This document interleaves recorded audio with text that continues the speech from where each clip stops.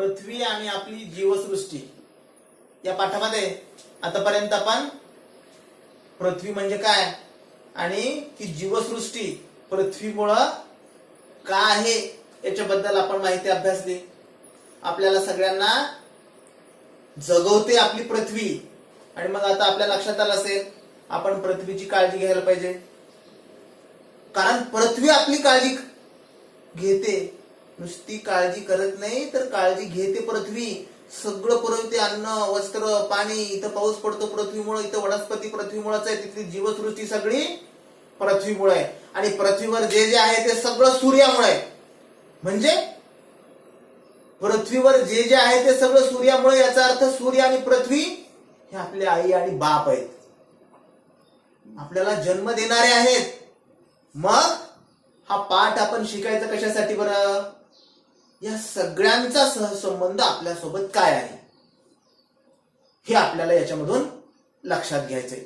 परीक्षेमध्ये तर लिहायचंय, पण आपल्याला जिवंत ठेवण्यासाठी हे सगळं कारणीभूत आहे. आपण जगतो कुणामुळं? आपल्या पृथ्वीमुळं आणि सूर्यामुळं. आणि म्हणून या पाठामधून आपण ह्या सगळ्या गोष्टी शिकायच्या आहेत. शिकायच्या म्हणजे घोकायच्या नाही, तर त्या आपल्या जगण्याचा भाग बनवायच्या आहेत. आपल्याला ज्यांच्यामुळे आपण ही सुंदर सृष्टी पाहिली त्यांच्याबद्दल आपण नेहमी कृतज्ञ असायला हवं, कृतज्ञ नाही. कृतज्ञ म्हणजे काय? केलेल्या उपकाराची जाणीव ठेवणारा. आणि आपल्याला पृथ्वी आणि सूर्य यांचे आपल्यावर किती उपकार आहेत. आपण मरेपर्यंत जरी जगलो तरी आपल्याच्यानं ते फिटणार नाही, परंतु आपण प्रयत्न तरी करायला हवा. हे उपकार फेडायचे नाहीत, परंतु आपण कृतज्ञ व्हायचं नाही. कृतज्ञ व्हायचं नाही म्हणजे काय? त्रास द्यायचा नाही पृथ्वीला, लुटायचं नाही, ओरबाडायचं नाही. व्याकुळ झालेली आहे ती, तळमळते, हे आपण ओळखायला पाहिजे की नाही? जन्म दिला आपल्याला पृथ्वीनं, मग जन्म देणाऱ्याला त्रास द्यावा का बरं आपण? ही गोष्ट आता आपल्या लक्षात आली असेल. आता आपल्याला या पाठामध्ये ही जीवसृष्टी, या जीवसृष्टीमध्ये पृथ्वीवर नेमकी रचना कशी आहे आपल्या पुस्तकामध्ये ही आकृती दिलेली आहे. दिसते का ही आकृती? ही आकृती पहा आणि या आकृतीचं जरा बारकाईने निरीक्षण करा. तुमच्या लक्षात येईल की या आकृतीमध्ये वरचा जो भाग आहे, आकाशामधले ढग दिसत आहेत, त्याच्या खाली पक्षी उडताना दिसत आहेत, त्याच्यानंतर हिरवागार डोंगर दिसत आहे, डोंगराच्या बाजूला एक छोटी गाय किंवा वासरू चारा खाताना दिसतंय, कोंबडी किंवा बदक पाण्यामध्ये पोहताना दिसत आहेत. हे सगळं आपल्या पृथ्वीवर होतंय. त्याचबरोबर जो निळा निळा भाग आहे की नाही वरचा, तो सगळा निळा भाग वातावरणाचा भाग आहे. नावं दिलेली आहेत पलीकडं: वातावरण, जलावरण, शिलावरण, आहे की नाही? आता आपल्याला हे वातावरण म्हणजे काय, जलावरण म्हणजे काय, शिलावरण म्हणजे काय हे शिकायचंय. दुसरं वरण आठवले का काय? वातावरण, शिलावरण, जलावरण ही सगळी जी वर्ण आहेत की नाही, ही फक्त आपल्या पृथ्वीमुळे आहेत. शिवाय या सगळ्या वातावरण, जलावरण, शिलावरण या सगळ्यामुळे आपल्या पृथ्वीवर काय आहे? जीवावरण आहे. आणि मग आता आपल्याला हे जीवावरण नेमकं काय असतं? या पृथ्वीच्या पृष्ठभागावर पाणी आणि जमीन आहे. पाणी आणि जमिनीपैकी काही भाग पाण्याचा आहे, तर फार थोडा भाग आपल्या पृथ्वीवर जमिनीचा आहे. आता आपल्या पृथ्वीवर पाणी किती आहे? तर वर तुम्ही जर पाहिलं पृथ्वीच्या वातावरणाचा भाग जो निळा निळा दिसतोय, तो आकाश आणि पाणी यांनीच व्यापलेला निळा भाग म्हणजे त्या आकृतीमध्ये दिसणार. आणि वातावरणामध्ये जसं पाणी आहे तसं वातावरण म्हणजे काय? वातावरण. वात, वात म्हणजे हवा, आणि आवरण, आवरण, वातावरण शब्द तयार झाला. वात म्हणजे हवा आणि आवरण म्हणजे सभोवताली असलेलं कवच. वातावरणाचा पहिला थर दिसतोय तिथं. म्हणजे काय? पृथ्वीच्या भोवती असलेलं हवेचं आवरण, आच्छादन म्हणजे वातावरण. या पृथ्वीच्या भोवती हवेचं आवरण आहे. या हवेच्या आवरणाला वातावरण म्हणतात. त्याच्यानंतर खालचा भाग दिसतोय जलावरण. जलावरण म्हणजे काय बरं? जल आवरण. जल म्हणजे पाणी आणि आवरण म्हणजे पृथ्वीच्या भोवती असलेलं आच्छादन. कशाचं आच्छादन आहे पृथ्वीच्या भोवती? जलावरण, पाण्याचं आच्छादन आहे. अगोदर कशाचं आहे? वात म्हणजे हवा, हवेचं एक आवरण. त्याच्यानंतर पाण्याचं एक आवरण. अशी आवरण आपल्या पृथ्वीच्या भोवती आहेत. शिवाय नंतर त्या जलावरणाच्या खाली शिलावरण लिहिलेलं आहे. शिलावरण. शिला म्हणजे कोण? शिला, दगड, खडक, त्याला शिला म्हणतात. खडकांचं आवरण आहे अजून आपल्या पृथ्वीवर. म्हणजे सगळ्या प्रकारची भक्कमता या सगळ्या आवरणांमुळं पृथ्वीला लाभलेली आहे. आणि या सगळ्यामुळं आपल्या पृथ्वीवर जीवसृष्टी आहे. म्हणून जीवावरण तयार झालेलं आहे. आणि सजीव कुठं कुठं आहेत बरं पृथ्वीवर? सगळीकडे. जमिनीवर आहेत, पाण्यामध्ये आहेत, खडकामध्ये सुद्धा सजीव आहेत. म्हणजे जळी, स्थळी, काष्टी, पाषाणी सजीवांचं अस्तित्व पृथ्वीवर आहे. हे सगळं कुणामुळं? पृथ्वीमुळं. हे विसरायचं नाही. आपण म्हणतो मी अमक्यामुळं मोठा झालो, तमक्यानं माझ्यावर फार उपकार केले. कोणीतरी म्हणत असं, माझ्याचमुळं तुमचं सगळं चालतंय. अरे बास म्हणायचं, तुझ्यामुळं नाही रे. की पृथ्वी आपल्या सगळ्यांना जगवते हे विसरायला लागलोय आपण. आणि उगाचच माझ्यामुळं असं करायला पाहिजे का मग आपण? माझ्यामुळं काही नाही. कुणामुळे सगळं? या पृथ्वीमुळं आणि सूर्यामुळं आपण सगळं आहोत. त्यांच्यामुळं आपली मजा चालू आहे. म्हणून पृथ्वीवर ज्या ज्या सगळ्या गोष्टी घडतात या सगळ्या घटनांच्या पाठीमागं कोण आहे? सूर्य. पृथ्वीमुळं या पृथ्वीवर चालणाऱ्या ज्या सगळ्या नैसर्गिक घडामोडी आहेत, इथं पडणारा पाऊस असेल, इथं जन्मणारी माणसं असतील, इथं वाढणारी वृक्ष असतील, हे सगळं कशामुळे चालतंय? सूर्यामुळं. आणि म्हणून सूर्याला काय म्हणतात? आपण काल अभ्यासलं. काय म्हणतात? जीवनाधार ऊर्जेचा स्रोत म्हणतात. जीवनाधार ऊर्जेचा स्रोत. जीवनाधार म्हणजे काय? आपल्या जीवनाला आधार देणारा ऊर्जेचा स्रोत. जीवन म्हणजे काय? जन्माला आल्यापासून मृत्यूपर्यंतचा कालखंड म्हणजे जीवन. म्हणजे आपण जन्माला आलोय, हो, मग मरणार पण आहेत. 100% आपण लक्षात ठेवायचं, आपण मरणार आहोत. जन्माला आलोय म्हणजे आपला मृत्यू सुद्धा आहे. आणि एक एक दिवस आपण कुठं चाललोय माहितीये का? मृत्यूकडे जातोय. मृत्यूकडं. प्रत्येक क्षणाला मी आता मृत्यूच्या समीप एक पाऊल जातोय, हे लक्षात ठेवायचं. आपला घड्याळाचा काटा पुढे गेला की आपण सुद्धा मृत्यूच्या एक पाऊल जवळ, पुन्हा अजून एक पाऊल जवळ. रात्र उलटून पुन्हा दुसरी रात्र आली की अजून मृत्यूच्या जवळ. दिवसेंदिवस आपण मृत्यूच्या जवळ जात आहोत. हे कशासाठी लक्षात ठेवायचं माहितीये का? आपण इथं कुणाला त्रास द्यायचा नाही. आणि कुणाला त्रास द्यायचा नाही म्हणजे काय? या पाठामध्ये कुणाला त्रास द्यायचा आपण शिकायला लागलोय. आतापर्यंत कोणाला त्रास देत आलोय याची जाणीव करून घेण्यासाठी हा पाठ आपल्या अभ्यासामध्ये आहे. कोणाला त्रास देत होता आपण? पृथ्वीला त्रास द्यायला लागलेलो आहे. इतके शहाणे झालोय आपण. मग या पाठाचा उद्देश काय? हा पृथ्वीला होणारा त्रास आपल्याकडून थोडा थोडा तरी कमी होत जावा. पृथ्वीवर जमीन आहे, हवा आहे, पाणी आहे आणि म्हणून इथं सजीव सृष्टी आहे. हे शिलावरण, जलावरण, वातावरण आणि या सगळ्यांमुळे हे जीवावरण. कशामुळे? या सगळ्यांमुळे हे जीवावरण. जीवावरण म्हणजे काय? या पृथ्वीवर असणाऱ्या सजीव सृष्टीचं आवरण. या सगळ्यांचं प्रतिनिधित्व करतं. म्हणून या पृथ्वीच्या आवरणामध्ये हे 3 स्तर दिसून येतात. मग आता आपल्याला अभ्यासायचंय की शिलावरण आणि जलावरण कशापासून तयार झालं. शिलावरणाचा भाग जर विचारात घेतला आपण तर पृथ्वीचं सर्वात बाहेरचं कठीण कवच म्हणजे शिलावरण आहे. इथं असणारी जी जमीन आहे ती म्हणजे शिलावरण. आणि कशापासून बनलेलं आहे ते शिलावरण? माती आणि खडकांपासून बनलेलं आहे. शिवाय आपण जर कधी एखाद्या डोंगराळ भागातून जर प्रवास करत असू, बघा माणसानं कसं कसं काय काय केलेलं इथं, कशासाठी केलंय? आपल्याला प्रगती करायची आहे, आपल्याला विकास करायचा आहे.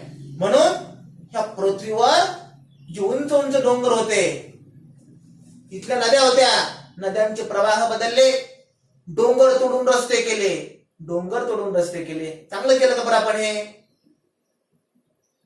आपल्या धरणी मातेचं म्हणजे जिनं आपल्याला जन्म दिला तिचे अवयव तोडले, डोंगर म्हणजे तिचा एक अवयव आहे, आणि तिथून रस्ते केले, आणि आपण त्याला काय म्हणायला लागलो? विकास झाला. हा विकास आपल्याला भकास बनवायला लागलाय, परंतु आपल्याला त्याच्यातच मजा वाटायला लागलेली आहे. आणि मग हा त्रास व्हायला लागलाय पृथ्वीला. अशा डोंगरामधून आपण रस्ते करत करत तिथून आता प्रवास करायला लागलेलो आहे. प्रवास करताना तुम्ही पाहिलं असेल उंच उंच डोंगर हे आपल्या पृथ्वीचे अवयव आहेत. इथल्या प्रवाही नद्या हे पृथ्वीचे अवयव आहेत. आणि मग आपण यांना जपलं पाहिजे, यांना तोडू नये. नद्यांचे प्रवाह आपल्याला बदलायचा अधिकार नाही, ते निसर्गानं. निसर्ग म्हणजे कोण? सूर्यप्रकाश, पृथ्वी, हवा, पाणी, आपल्या आजूबाजूला जे सगळं दिसतंय ते, हे म्हणजे निसर्ग. इथले सगळ्यात मोठे नियम कोणाचे असतात? निसर्गाचे. आपण केलेले नाही, आपण स्वार्थासाठी केलेले नियम आहेत आपल्या. आणि निसर्गाने केलेले नियम कोणासाठी केलेले? आपल्या सगळ्यांसाठी केलेले. आणि आपल्या सगळ्यांसाठी नियम करत असताना त्यांनी काय केलं? या निसर्गाची काळजी कशा प्रकारे घेतली जाईल आपल्याकडून याची योजना केली. पण आपण पडलो होमोसेपियन. म्हणजे काय? शहाणी माणसं. आणि फारच शहाणे झालो आपण. ह्या नियमांचं उल्लंघन केलं आणि आपण आपले नियम तयार केले. आपण विकासाची एक व्याख्या केली. आणि मग विकास म्हणजे काय? त्या पृथ्वीची लूट करून आपला स्वार्थ करून घेणे, बाकीच्याला मारायचं आणि फक्त आपलं भागवायचं, ह्याला आपण विकास म्हणलो. मग हा विकास आहे का? खरा शाश्वत विकास कशाला म्हणतात? ज्या विकासामध्ये आजच्या आपल्या सगळ्या गरजा भागतील आणि उद्या जन्माला येणारी जी पिढी आहे नंतरची, त्यांना सगळ्यांना त्या गरजा भागवता येतील, याची काळजी घेऊन केलेली प्रगती म्हणजे असतो शाश्वत विकास. असं करतोय का बरं आपण? आपण या पृथ्वीवरचं पाणी उपसतोय, इतकं उपसतोय की आपल्याला उन्हाळ्यात आपल्यालाच पाणी पुरत नाही, प्यायला आपल्याला पुरत नाही. मग आता पुन्हा जन्माला येणाऱ्या पिढ्यांना मिळणार आहे का पाणी? याचा कधी विचार केला का आपण? नाही. मग हा विचार करायला पाहिजे. खऱ्या शाश्वत विकासामध्ये ही संकल्पना अंतर्भूत आहे. आजच्या आपल्या सगळ्या गरजा भागवून उद्या जन्माला येणाऱ्या पिढ्यांच्या गरजा भागवण्यासाठीची आपली व्यवस्था कायम राहील यासाठीची सोय करणे म्हणजे शाश्वत विकास. म्हणजे त्यांची पण गरज भागली पाहिजे. नुसत्या आपल्या गरजा भागल्या की संपलं असं नाही. आणि आपलं तेच तर चालू आहे, सगळ्यांना लुटायचं. आपल्या बघा माणूस असाच आहे, फक्त पृथ्वीलाच लुटतो का? ज्या घरामध्ये आपण जन्म घेतला, मोठं झाल्यानंतर त्या घरामधल्या माणसांना आपण लुटायचं काम करतो. अजून थोडं मोठं झालं म्हणजे थोडा आकार वाढला की आपण जिथं काम करतो आपल्या सभोवती काम करणाऱ्या आपल्या मित्रांना लुटायचं काम करतो. आपण त्यांच्याकडून उरबाडून घ्यायचं आणि आपण मोठं व्हायचं. एकेकाळचे आपले मित्र ह्या असल्या लुटारू वृत्तीमुळे आपल्यापासून दूर चाललेले आहेत. माणसं माणसापासून दूर व्हायला लागलेले आहेत. आणि आपल्यामध्ये एकमेकांमध्ये विश्वासार्हता राहिलेली नाही. माणसा माणसांमध्ये तर राहिली नाहीच नाही, परंतु माणूस आणि पृथ्वी यांच्यामधली विश्वासार्हता कमी कमी होत चाललेली आहे. आणि म्हणून आता आपल्याला जागे होण्याची वेळ आलेली आहे. आपण आता जर नाही जागे झालो तर आता कधीच जागे होणार नाही. आणि हा पाठ आपल्या अभ्यासक्रमामध्ये अंतर्भूत करण्याचं कारण काय? आपल्याला जाग यावी, आपल्याला हलवण्यासाठी. आपण झोपेचं सोंग घेतलेलं आहे, मग उठायचं की नाही का कायम झोपायचं ते आपलं आपण ठरवायचं. म्हणून या पृथ्वीवर मोठमोठे डोंगर, नद्या, गवताळ प्रदेश असा पृथ्वीचा विस्तार दिसतो आणि या सगळ्यांची काळजी आपण घेणं गरजेचं आहे. आता मात्र दिवसेंदिवस ही मोठी मोठी डोंगर ओसाड होताना दिसत आहेत. पृथ्वीवर वाळवंट होत आहे. वाळवंट म्हणजे काय? इथली हरित जी जंगलं होती त्या जंगलांचं प्रमाण कमी होत चाललेलं आहे. माणसानं जंगलं तोडली आणि तिथं कारखाने तयार केले, सिमेंटची जंगलं तयार केली, घरं बांधली माणसानं, रस्ते बांधले त्या ठिकाणी, आणि या सगळ्यांचा परिणाम म्हणून ही डोंगर उजाड होत आहेत, ओसाड होत आहेत, नद्या शुष्क होत आहेत, जमिनीमधली पाण्याची पातळी दिवसेंदिवस खाली खाली जात आहे. आणि या सगळ्यासाठी जर कारण कोण असेल तर तो फक्त आणि फक्त माणूस कारण आहे. आणि म्हणून आता माणसानं म्हणजे आपण, आपल्यापासून लोक नाही दुसरे, आपण, मी सुद्धा असं म्हणायला सुरुवात करायला आता हीच गरज आहे. मला काय करता येईल हे सगळं कमी करण्यासाठी? आपण असा कधीच विचार करायचा नाही, कसा मी एकट्याने केलं तर काय होईल, मी एकट्याने केलं तर नुकसान नक्की होणार नाही, हा विचार करण्यासाठी आपल्या अभ्यासक्रमामध्ये हा पाठ अंतर्भूत केलेला आहे. मी एखादा ग्लास कमी पाणी सांडलं, मी एखादी बकेट कमी पाणी सांडलं तर तेवढं वाचेलच ना, संपणार तर नाही ना. म्हणजे आपल्याला उद्या येणारं जे संकट आहे ते उद्या येणारं संकट असे मी अनेक जर तयार झाले तर हे उद्या येणारं संकट आपल्याला परवावर ढकलता येईल. एवढं तरी होईल की नाही? मग एवढं प्रत्येकानं करायचं, हे या पाठामधून आपण शिकायचंय. या जमिनीवर कुठं वाळू आहे, कुठं मोकळे मैदान आहे, तर कुठं जमीन आहे. शिवाय गवतानी झाडांनी झाकलेली ही जमीन आहे.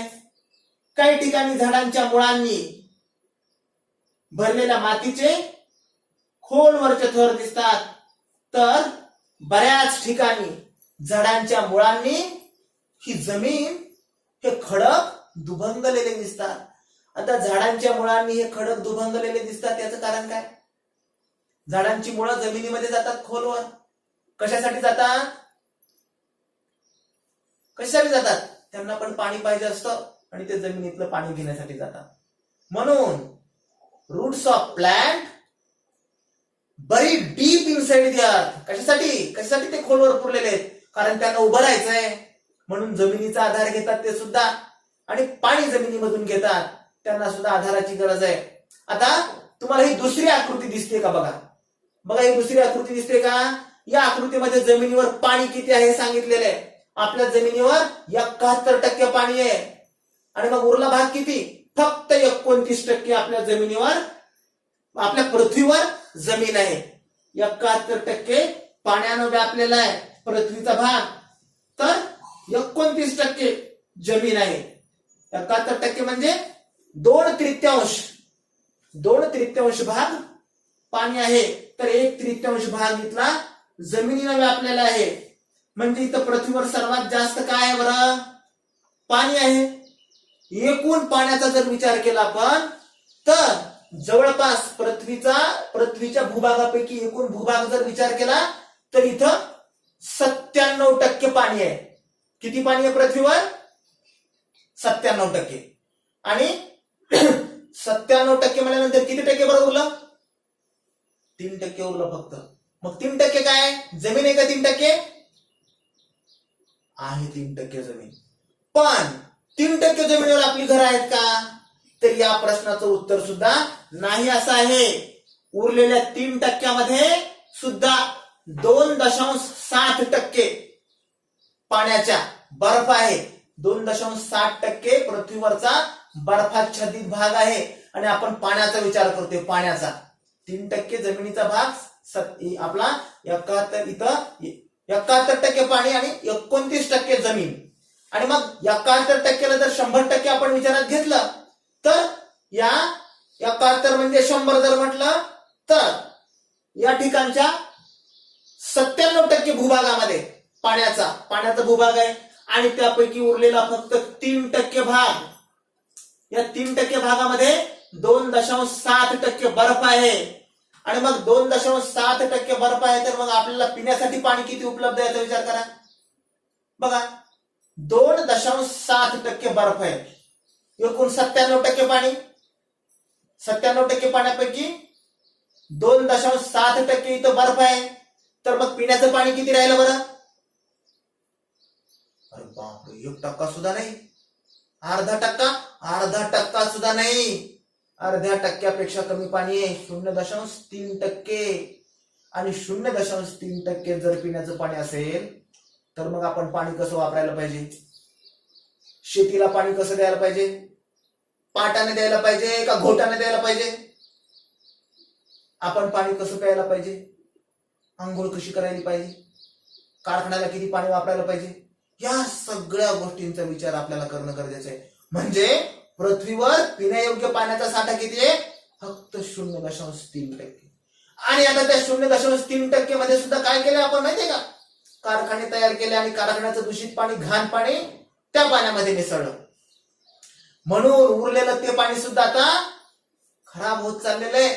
आता आपल्याला सगळ्यात मोठं संकट जर कोणतं येणार असेल तर इथं पिण्याच्या पाण्याचं दुर्भिक्ष निर्माण होणार आहे. आपल्याला पाणी मिळणार नाही. बघा, तुम्ही तुमच्या घरी गेल्यानंतर कधीतरी आजीला, आजोबांना किंवा आईला विचारा बरं. तुम्ही लहान असताना आजीला विचारा, आजोबांना विचारा, तुम्ही लहान असताना पाणी विकत घ्यावं लागत होतं का? आता आपल्याला पाणी विकत घ्यावं लागते की नाही घ्यावं लागत? किती रुपयाला घेतो आपण पाणी? 10 रुपयाला 1 लिटर. बाटली 1 लिटरची 10 रुपयाला. म्हणजे काय झालं? आपण पृथ्वीला त्रास दिला, इतका त्रास दिला की आता पृथ्वीची पाणी पुरवण्याची सुद्धा क्षमता आपण कमी करून टाकली. म्हणजे पृथ्वीची वाटचाल आता जी आपल्याला जगवण्याची होती किंवा आपल्याला जगवण्याची क्षमता होती पृथ्वीमध्ये, आता तिची वाटचाल कुठे चालू आहे? मृत अवस्थेकडे चालू आहे. आणि मृत अवस्थेकडे तिची वाटचाल चालू आहे म्हणजे आपल्याला सुद्धा हा गंभीर धोक्याचा इशारा आहे. इथलं पाणी संपून जाणार नाही याच्यासाठी आता आपण काळजी घेणं गरजेचं आहे. हे आपल्याला यावरून लक्षात यायला हवं. मग आता आपल्या लक्षात आलं असेल आपली पृथ्वी आपल्याला कशा प्रकारे जगवते, काय काय पुरवते, आणि इथले पृथ्वीचे हे अवयव माणूस कसा तोडायला लागलाय दिवसेंदिवस. मग हे सगळं जर आपल्याला टाळायचं असेल आणि आपल्याला जगायचं असेल कधीपर्यंत? मरेपर्यंत. जगायचे की नाही? मरेपर्यंत जगतो आपण सगळे. पण कसं जगायचंय? पृथ्वीची आपल्याला इतरांना जगवण्याची क्षमता कायम ठेवून आणि आपल्या नंतरचे जे जन्म घेणारे आहेत त्यांना आवश्यक असणाऱ्या सगळ्या गोष्टी इथं शाबूत राहतील अशा प्रकारचा विचार करून आपल्याला आपली प्रगती करावी लागेल. याला शाश्वत विकास म्हणतात. इथले डोंगर, नद्या उद्ध्वस्त करून नाही, पृथ्वीला उद्ध्वस्त करून नाही, ही बाब आता आपण लक्षात घेणं आवश्यक आहे. चला तर मग आता आजपासून आपण ठरवूया आपल्याकडून होणारा पृथ्वीला जो त्रास आहे तो थोडा त्रास आता आपण कमी करण्याचा प्रयत्न करूया.